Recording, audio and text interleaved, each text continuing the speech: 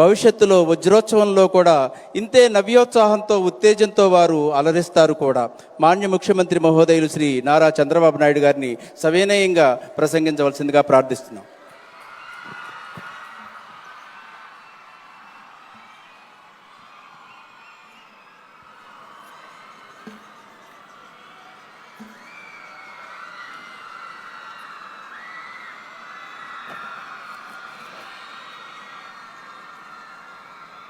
గౌరవనీయులు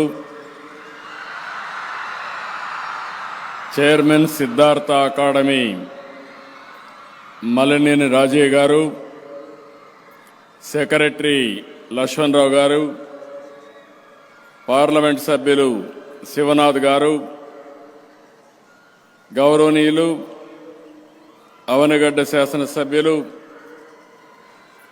శాసనసభలో ethics committee chairman Buddha Prasad గారు, గౌరవ శాసనసభ్యులు రామ్మోహన్ గారు, యార్లగడ్డ వెంకట్రావు గారు, బోడే ప్రసాద్ గారు, జిల్లా కలెక్టర్ గారు, ఈరోజు ఇక్కడ 50 ఏళ్లు పూర్తి చేసుకుని గోల్డెన్ జూబ్లీ జరుపుకుంటున్న సిద్ధార్థ అకాడమీ విద్యా సంస్థలందరికీ ఇక్కడే నా ముందర ఇప్పుడే సన్మానం చేశాం. ఎంతోమంది దాతలు ముందుకొచ్చారు.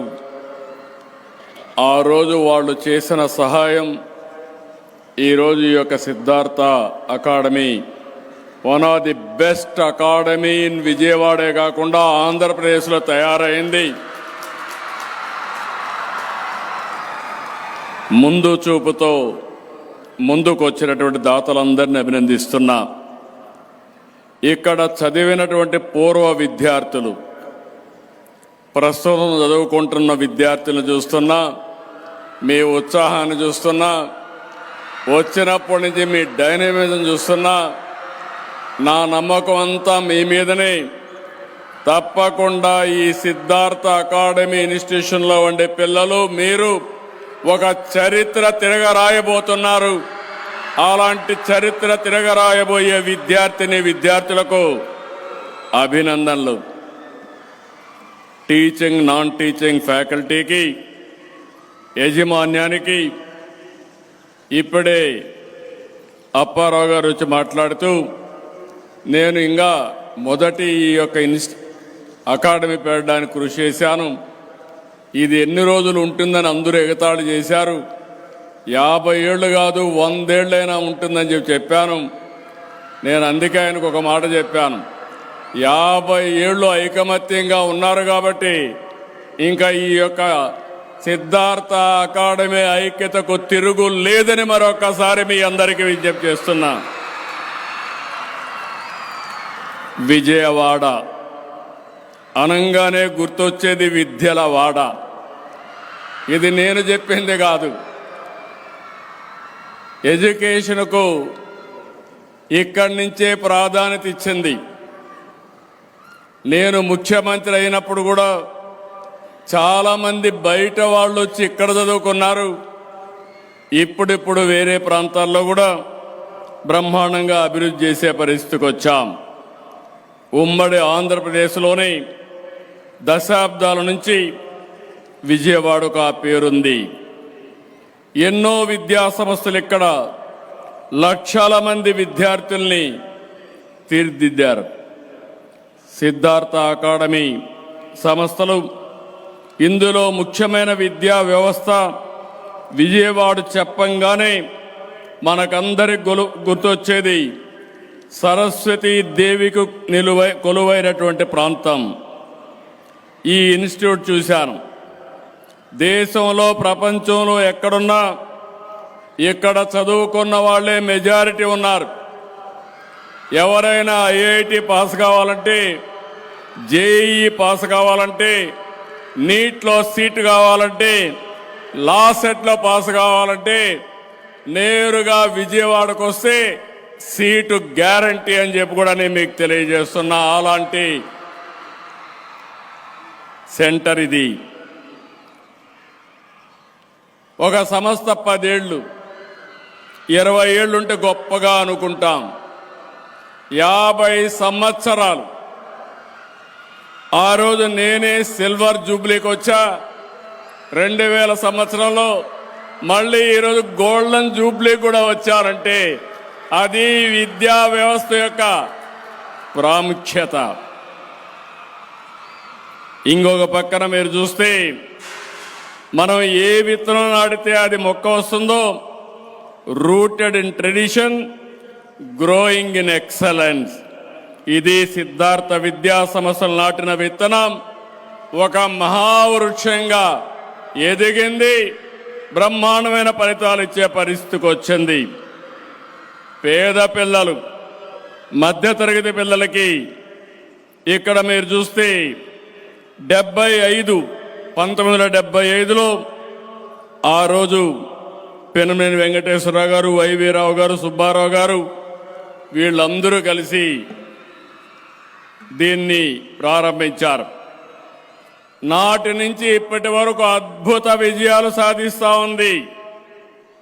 ఈరోజు మీరు ఒక్కసారి చూస్తే ఈ వ్యవస్థను నడిపించిన గతంలో మేనేజ్మెంట్ కానీ ప్రస్తుతం నడిపిస్తున్న మేనేజ్మెంట్ కానీ మనస్ఫూర్తిగా అభినందిస్తున్నా.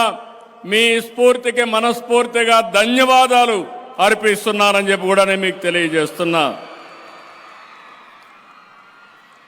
ఇక్కడ మనం చూస్తే సుదీర్ఘ ప్రస్థానంలో engineering, medicine, management, law, BEd, pharmacy, dental, hotel management, దగ్గర 18 కాలేజీలు. ఈరోజు మీరు చూస్తే 28,000 మంది స్టూడెంట్లు, 3,000 మంది ఫ్యాకల్టీలు, 50 సంవత్సరాలు చరిత్ర సృష్టించారంటే ఇందులో ఉన్న మిమ్మల్ని అందరినీ పేరు పేరున అభినందిస్తున్నాను. ఇప్పుడే మేనేజ్మెంట్ చెప్తున్నారు, మేము కొంత ల్యాండ్ ఇస్తే అగ్రికల్చర్ కాలేజ్ పెడతామని. నేను ఒకటే చెప్పాను, ఇప్పుడు అగ్రికల్చర్ కాలేదు, కానీ మీరు పెట్టాల్సిన అగ్రి టెక్ పెట్టాలి. ఏ కోర్సెస్కైనా రాబోయే రోజుల్లో టెక్నాలజీ జోడించాల్సిన అవసరం ఉంది. అప్పుడే ప్రపంచాన్ని శాసించే శక్తి మన పిల్లలకు మనం ఇవ్వగలుగుతామని ఇప్పుడే వారికి సజెషన్ ఇచ్చాను. తప్పకుండా తొందరలోనే సిద్ధార్థ అకాడమీ ముందుకొస్తే అగ్రి టెక్ను పెట్టి అగ్రికల్చర్ టెక్నాలజీ కాలేజ్ పెట్టడానికి ప్రభుత్వం సహకరిస్తామని చెప్పి కూడా నేను మీకు తెలియజేస్తున్నా. నేను ఎప్పుడు కూడా విద్యకు ఎక్కువ ప్రాధాన్యత ఇస్తున్నాను. ముఖ్యమంత్రి అయినప్పటి నుంచి నేను మీ విజిల్స్ చూస్తే, పిల్లల యొక్క ఇక్కడ విజిల్స్ కానీ కేరింతలు చూస్తే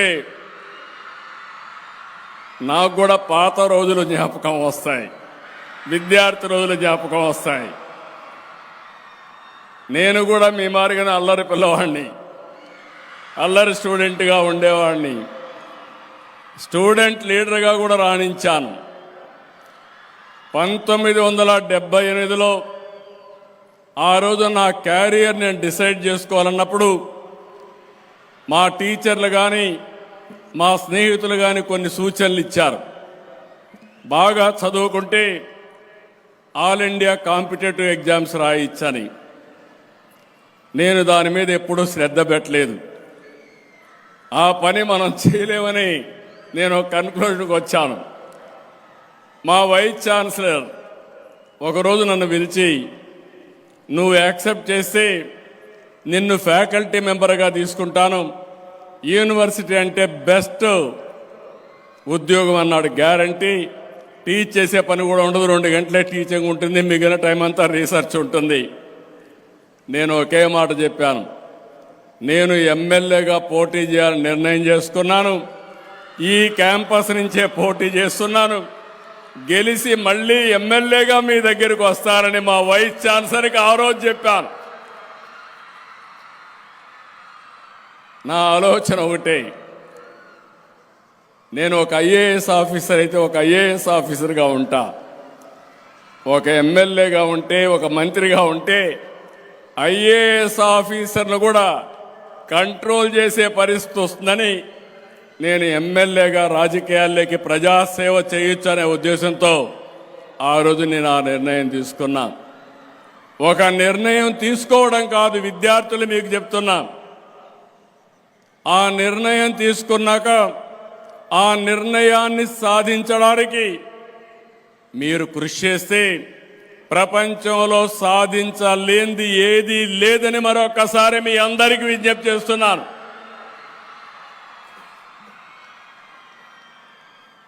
ఈరోజు నేను సమైక్య ఆంధ్రప్రదేశ్లోనే ఎన్టీ రామారావు గారు ముఖ్యమంత్రి అయినప్పుడు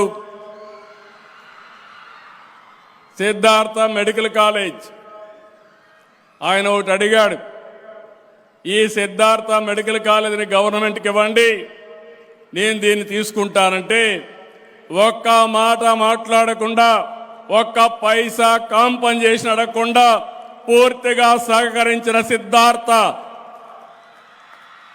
అకాడమీ వారిని, మేనేజ్మెంట్ని అభినందిస్తున్నా. ఆ తర్వాత అదే కాలేజీని దేశంలోనే మొట్టమొదటిసారిగా మెడికల్ యూనివర్సిటీ పెట్టిన ఘనత నందమూరి తారక రామారావు గారికి దక్కుతుంది. అది ఆయన విజన్. ఆ తర్వాత నేను ముఖ్యమంత్రి అయిన తర్వాత నేను పిలిచి జిల్లాకు ఒక మెడికల్ కాలేజ్ ఇస్తున్నాం, మీరు కూడా ముందుకు రండి. ఆ రోజు మీ దగ్గర మేము కాలేజ్ తీసుకున్నాం, తిరిగి నేను మెడికల్ కాలేజ్ మీకు ఇస్తానని నేనే ఆఫర్ ఇచ్చి మెడికల్ కాలేజీ అకాడమీకి ఇచ్చాను.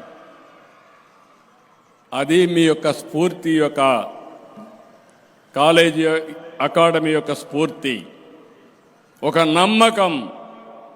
ఆ నమ్మకంతోనే ఆ రోజు మెడికల్ కాలేజ్ ఇచ్చాం.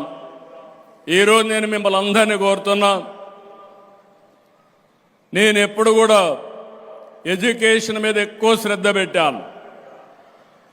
సమైక్య ఆంధ్రప్రదేశ్లో ఒక నిర్ణయం తీసుకున్నాను, ఎవ్రీ 1 కిలోమీటర్లో ఎలిమెంటరీ స్కూల్ ఉండాలి, 3 కిలోమీటర్లు అప్పర్ ప్రైమరీ స్కూల్ ఉండాలి, 5 కిలోమీటర్ల హై స్కూల్ ఉండాలి, ఎవ్రీ మండలంలో జూనియర్ కాలేజ్ ఉండాలి, ఎవ్రీ రెవెన్యూ డివిజన్లో ఇంజనీరింగ్ కాలేజ్, ఎవ్రీ జిల్లాలో మెడికల్ కాలేజ్ పెట్టాలని నిర్ణయం తీసుకొని దాన్ని అమలు చేస్తే ఈరోజు తెలుగు వారిని మీరు చూస్తే ఏ దేశానికి పోయినా నాలెడ్జ్ ఎకానమీకి చిరునామాగా మన వాళ్ళు తయారయ్యారంటే అది తెలుగుదేశం పార్టీ తీసుకున్న నిర్ణయం అని చెప్పి మీ అందరికీ విజ్ఞప్తి చేస్తున్నా.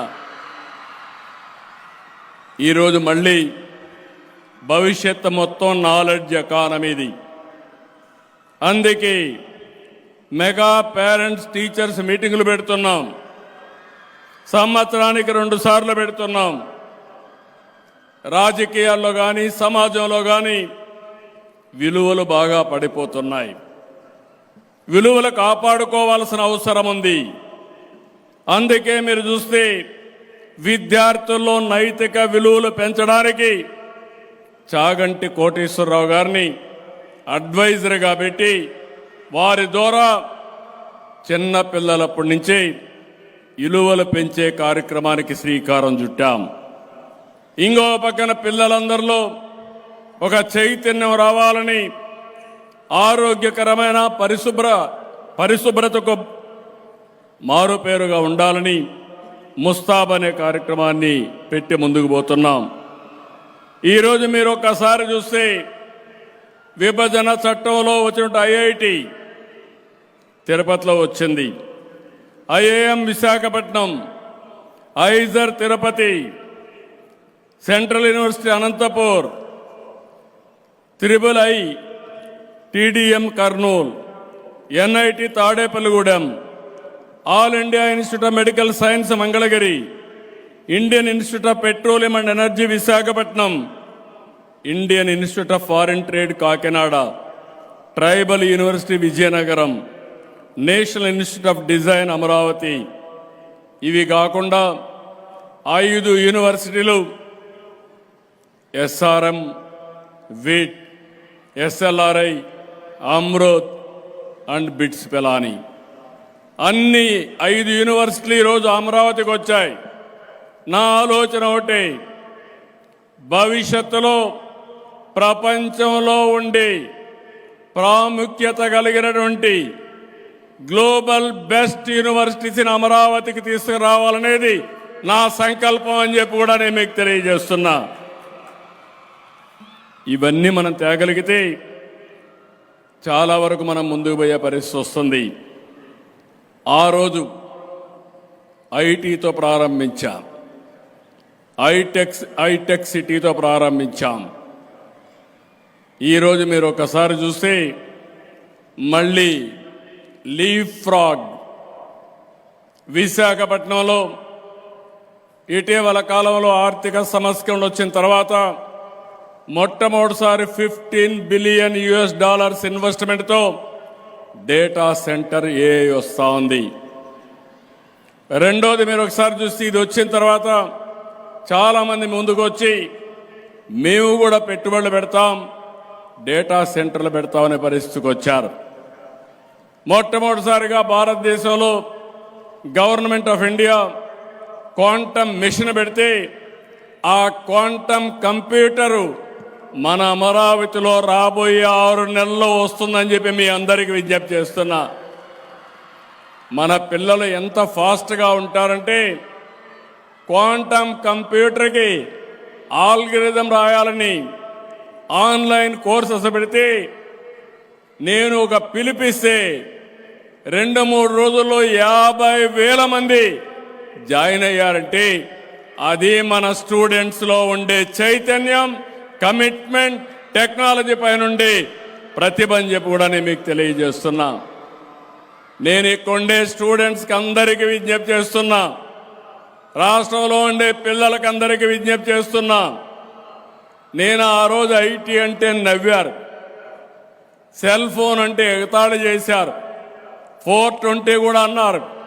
నేను ఎప్పుడూ భయపడలేదు. నేను అనుకున్న పని సాధించే వరకు నిద్రపోకుండా పనిచేయడం నా సంకల్పం, నా మనస్తత్వం. ఓసారి భగవంతుడు కొన్ని అవకాశాలు కూడా ఇస్తాడు. నేను 2 పుష్కరాలు చేశాను. గోదావరి పుష్కరాలు సమైక్య ఆంధ్రప్రదేశ్ చేశాను, రెండోసారి నవ్య ఆంధ్రప్రదేశ్ చేశాను, మళ్ళీ మూడోసారి 27లో మళ్ళీ చేస్తున్నాం. కృష్ణా పుష్కరాలు కూడా 3 సార్లు చేయబోతున్నాం. చాలామందికి అవకాశాలు రావు. నేను సైబరాబాద్కి నిర్మాణానికి ఆ రోజు దోహదం చేశా.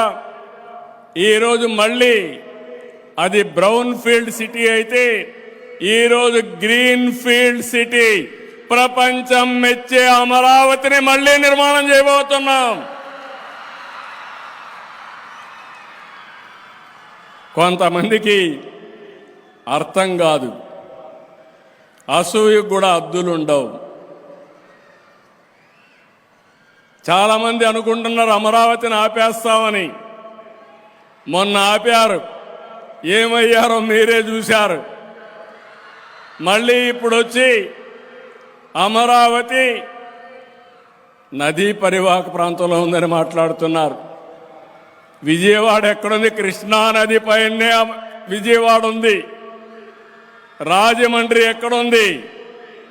విశాఖపట్నం ఎక్కడుంది? నెల్లూరు ఎక్కడుంది? చెన్నై ఎక్కడుంది? ఢిల్లీ ఎక్కడుంది? లేకపోతే లండన్ ఎక్కడుంది? ఎక్కడ నదులుంటే, ఎక్కడ నీరుంటే అక్కడ నాగరికత డెవలప్ అయింది తప్ప వేరే ప్రాంతంలో కాదు. అలాంటి విషయాలు తెలియని వ్యక్తులు రాజకీయాల్లో ఉండడం మన దురదృష్టం అని మరొకసారి విజ్ఞప్తి చేస్తున్నా. నేను ఒకటే సంకల్పం చేశాను, అమరావతి దేవతల రాజధాని, ఈ అమరావతి ప్రజా రాజధాని. నేను ఫౌండేషన్ వేసినప్పుడే భారతదేశంలో ఉండే అన్ని దేవాలయాల నుంచి, ప్రపంచంలో ఉండే మసీదుల నుంచి, అదే మాదిరిగా చర్చుల నుంచి పవిత్రమైన మట్టిని పూజించి తీసుకొచ్చి పవిత్ర జలాలు కూడా తీసుకొచ్చి ఈ ప్రాంతాన్ని పునీతం చేశాం. కాబట్టి ఆ శక్తి ఎవరు ఆపలేరు. అమరావతి భవిష్యత్తులో బెస్ట్ సిటీగా ప్రపంచంలోనే ఒక మోడల్ సిటీగా తయారవుతుంది. ఇది సంకల్పం మాత్రమే కాదు, దీన్ని సాధించి తీరే డిటర్మినేషన్తో ముందుకు పోతున్నాం.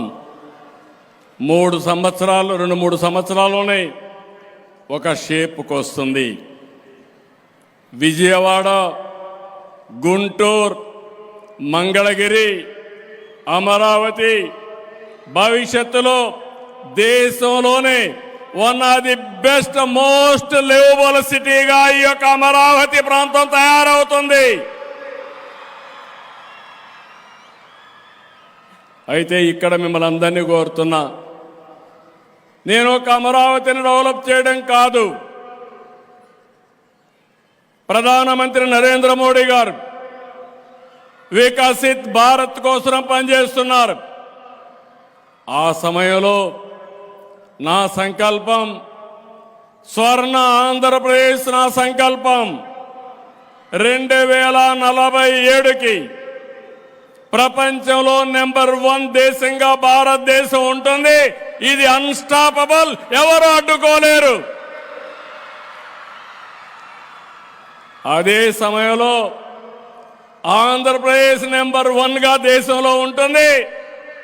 ప్రపంచంలోనే తెలుగు జాతి నెంబర్ 1గా చేసే బాధ్యత నాది. దానికి ఫౌండేషన్ వేస్తున్నాం. అయితే మీరు ఒక విషయం గుర్తుపెట్టుకోవాలి, మామూలుగా ట్రెడిషనల్గా ఆలోచిస్తే మనం ఇవన్నీ చేయలేం. రాబోయే రోజుల్లో ఒకప్పుడు నేను ఎన్నోసార్లు చెప్పాను, ఒకప్పుడు ఐటీతో స్టార్ట్ చేశాను, ఇప్పుడు నేను ఏఐ, డేటా సెంటర్, క్వాంటంతో స్టార్ట్ చేస్తున్నాం. నేను చాలాసార్లు చెప్పాను, మనం ఒక ఇన్స్పైరింగ్ సమయంలో ఉన్నాం. దానికి కారణం మీరు చూస్తే టెక్నాలజీకి మెచ్యూరిటీ వచ్చింది. ఒక ఏఐ మన వాళ్ళు ఐటీ చదువుకొని హైదరాబాద్లో ఉద్యోగాలు చేసి ప్రపంచం అంతా వెళ్ళారు. ఓసారి డెవలప్మెంట్ ఎట్లుంటాయంటే, నేను హైటెక్ సిటీ కట్టినప్పుడు ఐటీ కంపెనీలు రావాలని మైక్రోసాఫ్ట్ బిల్ గేట్స్ని కలవాలనుకున్నాను. ఆయన అన్నాడు, నాకేం పని పాలిటీషియన్స్తో, నేను చేసేది వ్యాపారం అన్నాడు. కాదు, నేను కలవాలని చెప్పి అడిగాను. అడిగితే గ్రేట్ డిఫికల్టీ నాకు ఇంటర్వ్యూ ఇచ్చాడు. 10 నిమిషాలు ఇచ్చాడు. నేను వారం రోజులు ప్రిపేర్ అయి పవర్ పాయింట్ ప్రజెంటేషన్తో వెళ్ళాను. వెళ్ళిన తర్వాత నేను ఇస్తా ఉంటే 45 నిమిషాలు ఓపికగా కూర్చున్నాడు. మొత్తం విన్న తర్వాత ఒక మాట అడిగాడు, నేను ఏం చేయాలా అన్నాడు. మీరేమీ చేయక్కర్లేదు, ఇండియాని మరిచిపోవద్దండి, మాకు కొన్ని స్ట్రెంగ్త్లు ఉన్నాయి. We are very strong in mathematics. British వాళ్ళు పోతూ పోతూ ఇంగ్లీష్ వదిలిపెట్టారు. మా కోహినూర్ డైమండ్ కూడా తీసుకుపోయారు, కానీ ఇంగ్లీష్ మాత్రం వదిలిపెట్టిపోయారు. ఈ 2 డెడ్లీ కాంబినేషన్ ఫర్ ఐటీ. కాబట్టి ఇండియాని మర్చిపోకుండా రండి అన్నాను. ఏం చేద్దామన్నాడు. డెవలప్మెంట్ సెంటర్ హైదరాబాద్లో పెట్టమని కోరుతున్నానన్నాను. ఆయన అన్నాడు, ఇంతవరకు నేను సియాట్లే అనుకున్నా, కొత్త ఆలోచన ఇచ్చావు. ఇఫ్ అట్ ఆల్ నేను అవుట్ సైడ్ పెడితే మొట్టమొదటిసారిగా హైదరాబాదే గుర్తుపెట్టుకుంటానని చెప్పి ఇచ్చిన మాటను సాధించడానికి మళ్ళీ కలిసి మొట్టమొదటిసారిగా మైక్రోసాఫ్ట్ని హైదరాబాద్ తీసుకొచ్చి అందులో పనిచేసే ఎంప్లాయీ నాదెళ్ల సత్య ఈరోజు ప్రెసిడెంట్ ఆఫ్ మైక్రోసాఫ్ట్ అయ్యాడంటే అది తెలుగువాడి సత్తా. అవకాశం చూపిస్తే అందిపుచ్చుకునే చొరవ మన బ్లడ్లోనే ఉందని చెప్పి కూడా నేను మీకు తెలియజేస్తున్నా. అందుకే ఈరోజు మీరు గుర్తుపెట్టుకోవాల్సింది, విశాఖపట్నాన్ని ఒక డేటా సెంటర్ హబ్గా తయారు చేస్తున్నాం. అదే సమయంలో అనేక జీసీసీ కంపెనీలు కూడా తీసుకొస్తాం. ఇంకో పక్క అమరావతి క్వాంటమ్ కంప్యూటర్ వస్తుంది. నేను ఒకసారి క్వాంటమ్ కంప్యూటర్ గురించి మాట్లాడితే టీసీఎస్, ఐబిఎం వీళ్ళిద్దరూ కలిసి ఎల్ఎన్టీ కలిపి 6 నెలల్లో అమెరికా నుంచి కంప్యూటర్ తీసుకొచ్చి మన దగ్గర పెడుతున్నారు. ఇది అయిన తర్వాత చాలామంది ముందుకు వచ్చి మేమే ఎందుకు క్వాంటమ్ కంప్యూటర్లు తయారు చేయకూడదు, మేమే తయారు చేస్తామని ముందుకొచ్చి రాబోయే 2 ఏళ్లలో అమరావతిలో క్వాంటమ్ కంప్యూటర్లు తయారు చేసి ప్రపంచానికి సరఫరా చేసే బాధ్యత మనం తీసుకుంటున్నాం. ఇది లీఫ్ ఫ్రాగ్ డెవలప్మెంట్. ఈరోజు ఇంకో పక్క తిరుపతిలో స్పేస్ సిటీ పెడుతున్నాం. ఇప్పటికే 2 సెటిలైట్ కంపెనీలు వచ్చి ముందుకు వచ్చి లాంచ్ చేసే పరిస్థితికి వచ్చారు. అదే మాదిరిగా ఓర్వకల్, కర్నూలులో డ్రోన్ సిటీ పెడుతున్నాం.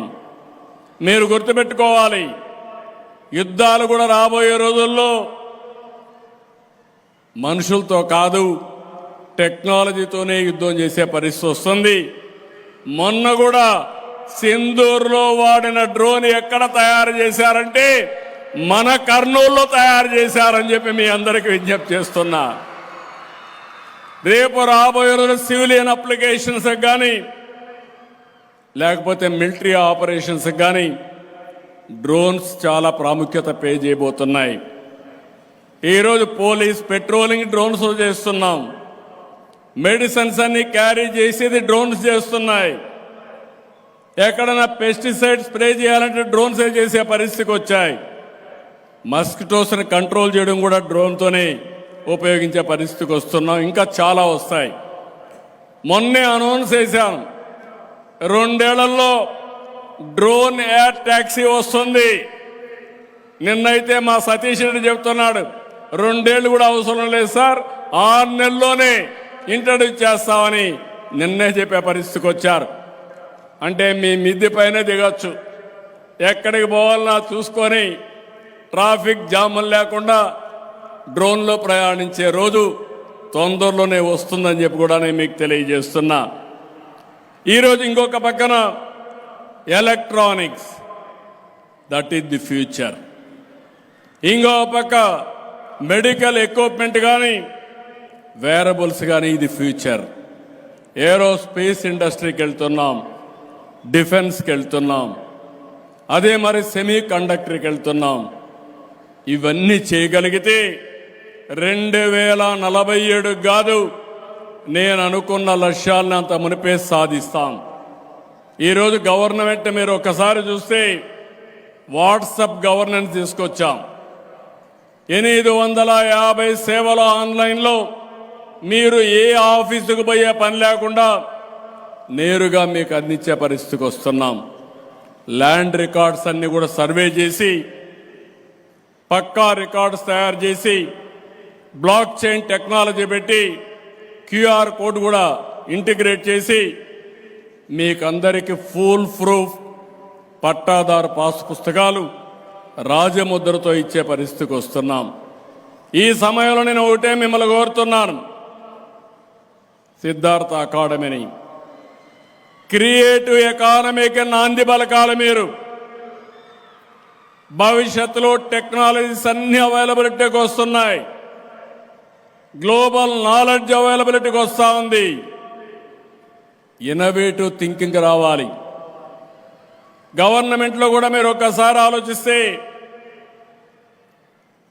మొత్తం 44 పారామీటర్లు రాష్ట్రం మొత్తం గ్రౌండ్ వాటర్ కానీ సర్ఫేస్ వాటర్ కానీ soil moisture, humidity, temperature, air quality ఏదైనా సరే 44 పారామీటర్లు రియల్ టైంలో కలెక్ట్ చేస్తున్నాం. మొత్తం గవర్నమెంట్ డేటా అంతా ఆన్లైన్కి వస్తుంది. రియల్ టైం ఫైల్స్ డిస్పోజ్ చేస్తున్నాం. అదే సమయంలో రేపు రాబోయే రోజుల్లో ఏఐ కూడా ఉపయోగించి ఏ సొల్యూషన్ కావాలన్నా లాస్ట్ మైల్కి మళ్ళీ రైట్ సొల్యూషన్ కూడా కమ్యూనికేట్ చేయబోతున్నాం. ఇమాజిన్ చేసుకోవడం, మనం ఒకసారి ఆలోచిస్తే సంజీవని ప్రాజెక్టు ద్వారా మెడికల్లో మొత్తం రికార్డ్స్ అన్నీ డిజిటల్ చేస్తున్నాం. ఒకసారి డిజిటల్ రికార్డ్స్ వచ్చిన తర్వాత బిల్ గేట్స్ ఫౌండేషన్ ద్వారా ముందుకొచ్చారు. టీసీఎస్ ఫండ్ చేస్తున్నారు. గ్లోబల్ టెక్నాలజీస్ని, గ్లోబల్ నాలెడ్జ్ని ఇంటిగ్రేట్ చేసి పర్సనల్ మెడిసిన్కి పోతాం. మీ డోర్ స్టెప్ దగ్గర, మీ ఇంటి దగ్గర మీకు ఎలాంటి నాలెడ్జ్ మెడికల్గా ఇవ్వాలనో ఇచ్చే పరిస్థితికి వస్తున్నాం. నేను అందుకే రాజీవ్ గారితో, లక్ష్మణరావు గారితో ఒక మాట అన్నాను. మీరు బాగా డెవలప్ చేశారు, ఇప్పుడు యంగ్ బ్రెయిన్స్ని కూడా పెట్టండి, ఇక్కడ కంప్యూటర్ బ్రెయిన్స్ని పెట్టండి, ఏఐ బ్రెయిన్స్ని పెట్టండి.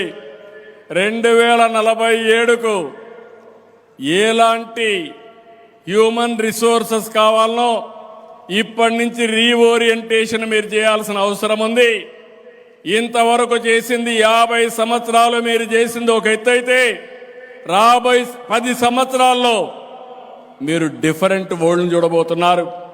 రాబోయే 27 సంవత్సరాల్లో మీరు ఇంకొక డిఫరెంట్ ప్రపంచాన్ని మనం చూడబోతున్నాం. దానికోసం సిద్ధంగా ఉండమని వారికి చెప్పాను. వారు బ్రహ్మాండంగా పనిచేస్తున్నారు. వారిని ఒకటే కోరుతున్నా, ఒక మంచి మీ వాళ్ళందరూ ఉన్నారు ఇక్కడ చదువుకున్న వాళ్ళు ప్రపంచమంతా ఉన్నారు. మేము తిరుమల తిరుపతిలో ఒక పద్ధతి పెట్టాం. 82లో ఎన్టీ రామారావు గారు అన్నదానాన్ని పెట్టాడు. ఈరోజు మీరు చూస్తే దగ్గర 2500 కోట్లు, 3000 కోట్లు కార్పస్ వచ్చింది. చాలామంది అన్నదానానికి డొనేషన్లు ఇస్తున్నారు. ఏమాత్రం సమస్య లేకుండా 1,00,000 మందికి అన్నదానం పెట్టగలుగుతున్నాం. నేను ఒకసారి ఆలోచించి ప్రాణదానానికి శ్రీకారం చుట్టాను. ఆ రోజే నా మీద దాడి జరిగింది. ఆ రోజే ప్రాణదానం కార్యక్రమాన్ని ప్రారంభించి సిమ్స్ హాస్పిటల్ నుంచి పోతుంటే అలిపిరి దగ్గర నా మీద దాడి జరిగితే సాక్షాత్తు వెంకటేశ్వర స్వామి నన్ను కాపాడాడు తప్ప 23 క్లేమోర్ మైన్స్ నా మీద బ్లాస్ట్ చేశారు. అదో కార్యక్రమాన్ని పెట్టాము. అదైన తర్వాత శ్రీవారి సేవకులను పెట్టాను. షిర్డీ సాయిబాబా వాళ్ళ దగ్గర చూశాను. సేవకులు పెట్టి బాగా చేసేవాడు. అది చూసిన తర్వాత శ్రీవారి సేవకులు పెట్టాం. ఈరోజు ఒక 10 లక్షల మంది దేవుని కోసం సేవ చేయడానికి సిద్ధంగా ఉన్నారు. వాళ్ళకే వాలంటరీ వర్క్ ఇచ్చాం. ఇంకో పక్కన ఈరోజు దేశంలో ఉండే అన్ని రాజధానుల్లో, ప్రపంచంలో హిందువులు ఉండేది ఇక్కడంతా కూడా వెంకటేశ్వర స్వామి దేవాలయం కట్టాలనుకుంటున్నాం. డబ్బుల కొరత లేదు. వెంకటేశ్వర స్వామి రిచెస్ట్ గాడ్ నౌ. 20,000 కోట్ల రూపాయలు స్వామికి డిపాజిట్స్ ఉన్నాయి. ఒక 12,000 మెట్రిక్ టన్నులు బంగారం ఉంది. కాబట్టి దేవుడికి డబ్బులు కొరత లేదు. నా ఆలోచన అయితే, నేను నమ్మిన దేవుడు మా ఇంటి ఎలవేల్పు ప్రపంచంలోనే పవర్ఫుల్ గాడ్గా వెంకటేశ్వర స్వామి ఉండాలనేది నా కోరిక. అది జరుగుతుందని కూడా మీకు తెలియజేస్తున్నా. ఇక్కడ ఈ అకాడమీని కోరుతున్నాం. మీకు బ్రహ్మాండమైన వ్యక్తులు ఉన్నారు. మొన్నటి వరకు దాతలు వచ్చి డబ్బులు ఇచ్చారు. ఇప్పుడు మీకు కొంతవరకు సహాయం చేస్తున్నారు. ఇక్కడ చదువుకున్న నాలెడ్జ్ అంతా కూడా రావాలి. ఇక్కడ చదువుకొని పైకి వచ్చిన వాళ్ళకు తోచిన విధంగా డబ్బులు ఇస్తారా, ఇక్కడికి వచ్చి స్ఫూర్తినిస్తారా, లేకుంటే క్లాస్ రూములు టీచ్ చేస్తారా? అలాంటి కార్యక్రమానికి మీరు శ్రీకారం చుట్టాల్సిన అవసరం ఉంది. విజయవాడలో పుట్టిన వాళ్ళని నేను చూస్తున్నాను. మెజారిటీ 100కి 90% హైదరాబాద్కి వెళ్ళారు, అమెరికాకి వెళ్ళారు, ప్రపంచం అంతా వెళ్ళారు. ఏ కొద్ది మందే ఇక్కడున్నారు. ఇప్పుడు అమరావతి వచ్చిన తర్వాత మీరెక్కడున్నా తిరిగి ఇక్కడికి రండి, అమరావతికి రండి, మీ భవిష్యత్తుకి శ్రీకారం చుట్టమని మరొక్కసారి కోరుతున్నా. దానికి ఈ సిద్ధార్థ అకాడమీ వేదిక కావాలని చెప్పి మనస్ఫూర్తిగా కోరుకుంటున్నా. ఇదే సమయంలో ఈ సిద్ధార్థ ఇన్స్టిట్యూట్ అకాడమీ P4 మోడల్ను కూడా రీసెర్చ్ చేయాల్సిన అవసరం ఉంది. P3 public private partnership. ఈరోజు రోడ్లు వేస్తున్నాం, ఎయిర్పోర్ట్లు కడుతున్నాం, పవర్ ప్రాజెక్టులు చేస్తున్నాం, అనేక అభివృద్ధి కార్యక్రమాలు చేస్తున్నాం, సంపద సృష్టించగలిగాం, ఉపాధి క్రియేట్ చేయగలిగాం. అదే సమయంలో మీరు ఒక్కసారి ఆలోచిస్తే సమాజంలో ఆర్థిక అసమానతలు పెరిగిపోతున్నాయి. ఇది మంచిది కాదు. రాబోయే 30 ఏళ్లలో ఈ ఆర్థిక అసమానతలు ఇంకా పెరుగుతాయి. ఇప్పుడు బిలియనీర్సే ఉన్నారు, రేపు ట్రిలియనీర్స్ వస్తారు, కోటీశ్వరులు పెరిగిపోతారు. అదే సమయంలో జీవన ప్రమాణాలు కొంతమందికి బ్రహ్మాండంగా ఉంటాయి, కొంతమంది ఇబ్బంది పడే పరిస్థితి వస్తుంది. కానీ భారతదేశం కోరుకునేది ఆర్థిక అసమానతలు తగ్గించి అందరికీ మెరుగైన జీవన ప్రమాణాలు ఇవ్వగలిగితే అదే నిజమైన ప్రజాస్వామ్యానికి స్ఫూర్తి. అలాంటి స్ఫూర్తికి కావాల్సింది అకాడమిక్ ఇన్స్టిట్యూషన్స్ నుంచి సహకారం కావాల్సిన అవసరం ఉంది. అదే సమయంలో నేను ఒకప్పుడు ఐటీని ప్రమోట్ చేశా, ఇంటికి ఒక ఐటీ ప్రొఫెషనల్ అన్నా. ఈరోజు నేను చెప్పేది 1 ఫ్యామిలీ 1 ఆంటర్‌ప్రెన్యూర్. ప్రతి ఒక్క ఇంట్లో ఒక పారిశ్రామికవేత్త ఉండాలి, ఒక ఎంఎస్ఎంఈ పెట్టాలి, మన ఆలోచన విధానంలో మార్పు రావాలి. ఈ సిద్ధార్థ అకాడమీలో కూడా మీరు పిల్లల్ని మీరు తయారు చేసి వాళ్ళు రెడీగా ప్రాజెక్టుతో బయటపోయే పరిస్థితి రావాలి. ఎంతమందికి ప్లేస్మెంట్లు ఇస్తున్నారు, ఎంతమంది పారిశ్రామికవేత్తలు కావాలని ఈ ఇన్స్టిట్యూట్ నుంచి బయటపోతున్నారో దానికి ప్రాధాన్యత ఇవ్వాల్సిన అవసరం ఉంది. అలాంటి ఇంకొక పక్కన ఒకప్పుడు నేనే పాపులేషన్ కంట్రోల్ చేశాను, ఫ్యామిలీ ప్లానింగ్తో ముందుకు పోయాం. ఇప్పుడు మళ్ళీ నేను పాపులేషన్ మేనేజ్మెంట్ అంటున్నాను. ఒకప్పుడు ఒకరే ఉంటే సరిపోతుంది, ఇద్దరుంటే పర్వాలేదు, ముగ్గురు వద్దని నేను స్థానిక సంస్థల్లో కూడా ఆ రోజు నియంత్రణ తీసుకొచ్చాను. ఇప్పుడు అవన్నీ చేశాం, అందరినీ ప్రమోట్ చేస్తున్నాం. కొన్ని దేశాలు ముందు చూపు లేకుండా, జనాభా లేకుండా చాలా ఇబ్బంది పడుతున్నారు. ఓల్డ్ ఏజ్ సమస్యలు వచ్చాయి. ఈరోజు చాలామంది మన దగ్గర నుంచి మనుషులు కావాలని ఈవెన్ తైవాన్ కానీ, జపాన్ కానీ, జర్మనీ కానీ చాలా దేశాలు మనుషులు పంపించమని అడిగే పరిస్థితికి వచ్చారు. 2047 వరకు భారతదేశానికి అడ్వాంటేజ్ ఉంటుంది. కానీ ఇప్పుడే కానీ మనం జాగ్రత్త పడి పాపులేషన్ మేనేజ్ చేయగలిగితే సంపదకి జనాభా పెరుగుదలకి కాన్ఫ్లిక్ట్ ఉంది, స్వార్థం కూడా ఉంది. డబ్బులు వచ్చిన వాళ్ళు పిల్లలు వద్దనుకుంటారు. దానికి కారణం ఒక ఇండస్ట్రీ మెయింటైన్ చేయడం ఈజీ కానీ పిల్లల్ని పెంచడం కష్టమనే థింకింగ్కి వస్తున్నారు. అది ప్రపంచం అంతా జరిగింది. కానీ భారతదేశంలో మనం గుర్తుపెట్టుకోవాల్సింది, జనాభాని కానీ మనం మేనేజ్ చేయగలిగితే రీప్లేస్మెంట్ లెవెల్ 2.1, ఆ 2.1 గానే మనం మెయింటైన్ చేయగలిగితే ప్రపంచానికి అవసరమైన సేవలు అందించే శక్తి, చైతన్యం, నాలెడ్జ్ భారతదేశానికి ఉంది. బ్రిటిష్ వాళ్ళు ఒకప్పుడు మన దేశానికి వ్యాపారానికి వచ్చి రాజ్యాధికారం చేపట్టారు. ఇప్పుడు మనం ఎక్కడికి పోయి వాళ్ళకి రాజ్యాధికారం చేయక్కర్లేదు, కానీ సేవా రంగంలో సేవల ద్వారా ప్రపంచాన్ని శాసించే శక్తి ఒక్క భారతదేశానికే ఉంటుంది. దీనిపైన కూడా రీసెర్చ్ చేయమంటున్నాను. పాపులేషన్ మేనేజ్మెంట్ పైన కూడా మీరు రీసెర్చ్ చేయాలి. ఆ రీసెర్చ్ని ప్రజల్లోకి తీసుకుపోవడం కోసం ఉపయోగించాల్సిందిగా నేను కోరుతున్నాను. ఇప్పుడే రామ్మోహన్ రావు గారు ఒక మాట అన్నారు, దేవస్థానం ల్యాండ్ ఇక్కడ ఉంది, ఇక్కడ సమస్య ఉంది, కాబట్టి భవిష్యత్తులో కూడా సమస్య లేకుండా ఎట్లా చేస్తే బాగుంటుందని అడిగారు. తప్పకుండా దుర్గమ్మ తల్లి కూడా చదువులు బాగా చెప్పగలిగి సమాజానికి చేసే వాళ్ళకి ఇలాంటి భూమి ఇవ్వడంలో తప్పు లేదు. ఇలాంటి బెస్ట్ ఇన్స్టిట్యూషన్స్కి ఏం చేయాలో మేము అందరం ఆలోచిస్తాం. నేను ఇప్పుడు ఇక్కడ చెప్పడం కాదు, తప్పకుండా ఆచరణలో పెట్టి మీకు ఎలాంటి ఇబ్బందులు లేకుండా ఒక సుస్థిరతతో ఈ ఇన్స్టిట్యూషన్ ముందుకు పోవడానికి ఏం చేయాలనో తొందరలోనే నిర్ణయం తీసుకుంటామని మీ అందరికీ హామీ ఇస్తూ 50 సంవత్సరాలు సేవ చేసిన మేనేజ్మెంట్ని, అదే సమయంలో ఇక్కడ చదువుకొని ప్రపంచమంతా స్థిరపడినటువంటి పూర్వ విద్యార్థుల్ని అభినందిస్తూ ఇక్కడ చదువుకునే విద్యార్థులందరికీ మరొకసారి కంగ్రాచులేషన్ చెప్పుకుంటూ ఈ ఇన్స్టిట్యూషన్ని మనస్ఫూర్తిగా అభినందిస్తూ ఇది 75 సంవత్సరాలు మళ్ళీ జరుపుకోవాలి, 100 ఏళ్ళు జరుపుకోవాలి.